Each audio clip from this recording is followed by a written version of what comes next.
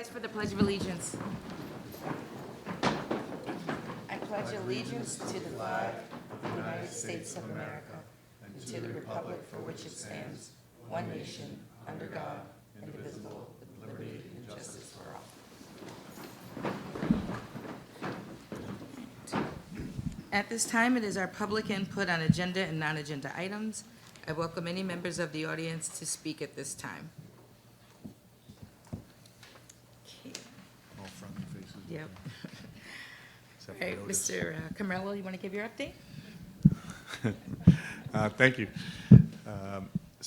I want to just give the update on the reorganization with Wine and Skill. Moving along, at our last board meeting, as you know, we had our presentation from the consultants. They did a really great job of summarizing where we started and where we are now. Our petitions are being approved tonight. We needed to get 712. We're up over 1,000. You'll see the resolution really just says exceeded 1,000. We didn't want to get too specific, but I think we're 1,029 or something at this point, Teresa, is that right? 41, excellent. So did a great job of doing that. It's like 45% over the amount we wanted. Superintendent Yotis is here again tonight. She had to get 170-ish and got well over 300, which is almost 75% more than she needed to get. So really great showing of community support, which is what the petitions were all about. We had our biweekly check-in this morning with the consultants and Questar BOCES, Dr. Cruz, and SED. It was a really, really productive meeting. Talked about the petition process, talked about where we are from now. The consultants feel like they'll be done with the whole report. They said it's upwards of 160 pages or something, but they'll be done, they think, on Monday, ready to submit to State Ed. State Ed committed to almost immediately looking at it and trying to review it, and within a couple of weeks being able to give them feedback and get back to them. And when we left the meeting today, it seems like by the end of this month, we'll have an answer from SED that they're, hopefully recommending that we move forward. That will mean the one new item I think we heard today was that, and I texted everybody, thank you for your responses, that we have to have another joint board meeting, which was fine. We scheduled it at least tentatively right now. Both boards agreed that Tuesday, February 10th works. Now we're going back and make sure Dr. Cruz and SED representatives would be available for that, and the consultants already said they could be available. So that'll be one last joint meeting. It won't be as in-depth as the summary that we got on the 17th and that the Wine and Skill Board got on the December 18th meetings. But it'll be kind of a little executive summary of what the report says. It'll be, probably assume, links to where you find that report, and it'll be available by that time for people to have read or want to read. And then we will schedule the vote, which right now you've heard we're trying to do the end of March. Tuesday, March 31st is our goal. I don't think that's definite yet, but if the timeline works the way they talked this morning, we'll still be able to meet that. So I'll keep you posted, but it's really been kind of a smooth process, and we keep moving along. Awesome, thank you. Any questions? John, the vote will take place before like our normal budget vote? Yeah. Okay. It's a great question, Matt. Intentionally, really not for our budget. Our budget won't change too much one way or the other. I mean, a little bit maybe. Mr. Hotelling and I have already started talking about this year's budget development, and knowing that money is on the horizon, we could probably be a little less conservative this year if it does get voted yes. But really for Wine and Skill's budget, it's going to be two different budgets, right? So we purposely tried to pick it early enough. March 31st was about as early as we can make it, even if it bounces into early April. That gives Mary and her board about, if it goes down, about 2 or 3 weeks to do the alternative budget, which as you've heard in these presentations, will mean a 6+% increase in taxes in the Wine and Skill community, a lot of cuts and some drastic things that might have to happen. So purposely had to have it before the May regular budget vote so that Mary and her board can make some budget decisions. So I don't want to put words into her mouth, but during the budget development process, what we've talked about is they'll have to probably have two different budgets going. If it passes, it'll look like this. If it doesn't pass, it'll look like this. And so that'll give her some time to regroup if it does go down. Other questions? Thank All you. right. Thanks, guys. Mr. DeNovo, do you want to provide us with the November financial update? All the accounts are reconciled. Revenues and expenses and all funds are still on track with the budget. I should be able to start putting projections on the monthly reports, starting with the January's report. I had the internal auditors in my office for the last 2 days. Everything seemed to go smoothly, and we'll be sure to send those reports on when they're available. I want to thank everybody in my office that helped gather all the requested information. We should be able to get W-2s and 1099s out within the next couple weeks, and completing any calendar year-end filing. And that's all I have to report this time. Okay, thank you. Any questions? All right, we can move over to the agenda. Motion on the floor for approval of minutes from December 17th, 2025. Second? Discussion? All those in favor? Opposed? Superintendent recommendation, human resources, staff matters, unclassified and classified. Under unclassified, motion on the floor for consent agenda items 1 through 10. Second? Discussion? All those in favor? Opposed? Under classified, motion on the floor for consent agenda items 1 through 5. Second?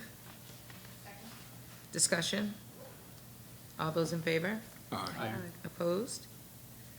Under superintendent recommendations, programs, motion on the floor for consent agenda items 1 and 2. Second? Discussion? All those in favor? Opposed? Under superintendent recommendations, business finance, motion on the floor for consent agenda items 1 through 3. Second? Discussion? All those in favor? Opposed? Under board resolutions, motion on the floor for consent agenda items 1 and 2. Second? Discussion? All those in favor? Opposed?